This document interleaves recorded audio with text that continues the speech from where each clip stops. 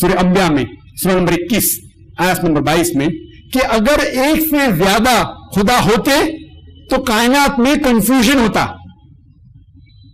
Confusion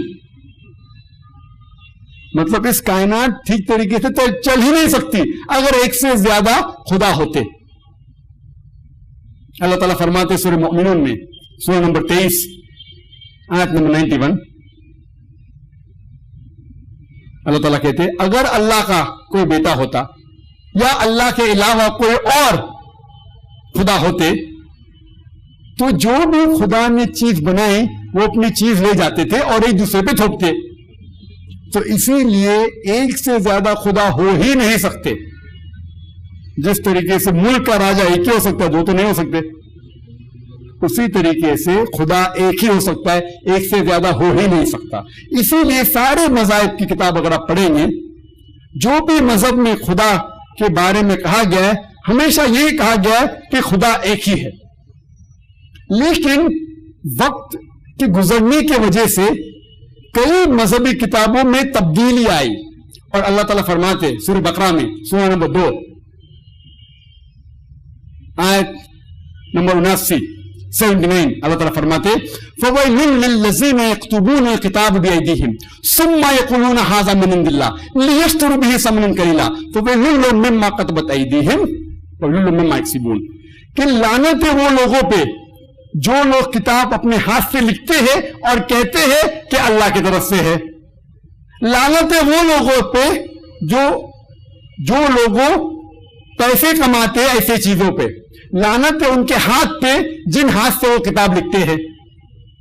اللہ تعالیٰ فرماتے قرآن مجید میں کہ وقت کے گزرنے سے جتنی مذہبی کتابیں پہلے آئی تھی کیونکہ وہ تا قیامت تک اس کا حکم ماننا ضروری نہیں تھا, اسی لیے اللہ تعالیٰ نے اسے اس کی حفاظت کرنا ضروری نہیں سمجھا اور سارے کتابیں جو قرآن مجید کے پہلے آئے وہ تھوڑی یا زیادہ بگڑ گئی.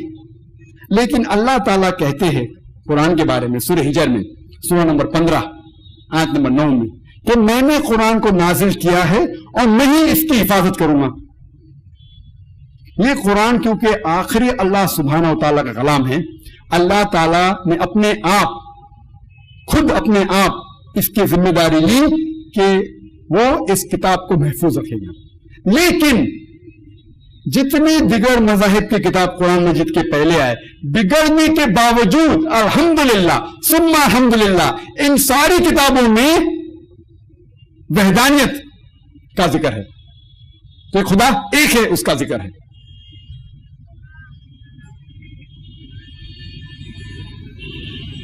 کچھ مذہب کے ماننے والے کچھ لوگ خدا میں مانتے ہی نہیں, انہیں کہتے ہیں ناستک ایتھیسٹ.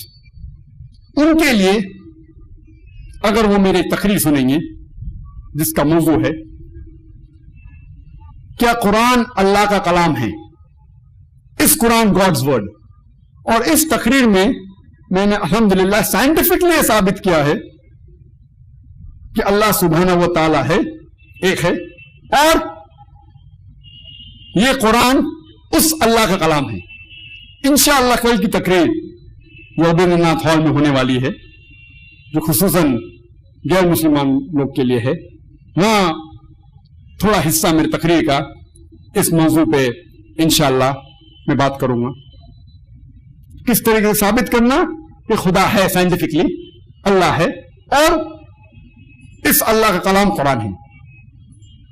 اگر کوئی بھی غیر مسلم یا کوئی بھی ناستک اگر اس تقریر کو سنے گا وداؤٹ اینی بائسنس, کھلے دماغ سے سنے گا, تو انشاءاللہ اسے یقین ہوگا کہ اللہ ایک ہے اور اس اللہ کا کلام آخری کلام قرآن شریف ہے. لیکن اسلام میں صرف ایک خدا کو ماننا کافی نہیں ہے. Monotheism is not sufficient. صرف ایک خدا میں ماننا اسلام میں کافی نہیں ہے. اسلام میں مانتے ہیں توحید میں. توحید کے معنی صرف ایک خدا میں ماننا نہیں ہے. توحید آتا ہے عربی لفظ وحدہ سے جس کے معنی یونیفیکیشن. اور توحید کے 3 حصے ہیں: توحید ربوبیہ، توحید الاسماء والصفات اور توحید العبادہ۔ پہلا توحید کا حصہ ہے توحید ربوبیہ، جو رب لفظ رب سے آتا ہے۔ ہم یہ مانتے ہیں کہ سارے کائنات کا رب صرف اللہ ہے، سارے کائنات کو بنانے والا صرف اللہ ہے، سارے کائنات کو پالنے والا صرف اللہ ہے، ساری چیزیں جس کائنات میں ہیں وہ اللہ سبحانہ و تعالی کے اوپر ڈپینڈنٹ ہے، محتاج ہے اللہ کی محتاج، لیکن اللہ سبحانہ و تعالی کسی بھی چیز کے محتاج نہیں۔ اسے کہتے توحید الربوبیہ۔ دوسرا حصہ توحید کا ہے توحید الاسماء والصفات، اور اس کے 5 بھاگ ہیں کہ اللہ سبحانہ و تعالیٰ کے نام اور صفات۔ اس کے 5 بھاگ ہیں۔ پہلا بھاگ، کیا اللہ سبحانہ و تعالیٰ کو اسی نام سے آپ پکار سکتے جس نام سے اللہ نے خود یا اللہ کے آخری پیغمبر محمد صلی اللہ علیہ وسلم نے پکارا؟ اس کے علاوہ آپ کوئی بھی دوسرا نام اللہ کو نہیں دے سکتے۔ مثال کے طور پہ قرآن میں لکھا ہوا ہے کہ اللہ سبحانہ و تعالی he gets angry۔ ہم نہیں کہہ سکتے کہ اللہ الغاضب ہے، یہ اجازت نہیں ہمیں۔ غصے میں آتے اللہ تعالیٰ، لیکن یہ کہنا ہے کہ غصے والے، کیونکہ یہ اللہ سبحانہ و تعالیٰ کے ناموں سے نہیں ہے۔ صرف اس نام سے آپ پکار سکتے جس نام سے اللہ سبحانہ و تعالیٰ نے اپنے آپ کو پکارا یا اللہ کے رسول محمد صلی اللہ علیہ وسلم نے پکارا۔ یہ پہلا حصہ۔ دوسرا، آپ اللہ سبحانہ و تعالیٰ کو اپنے خود کے الفاظ میں، اپنی خود کی سوچ کے حساب سے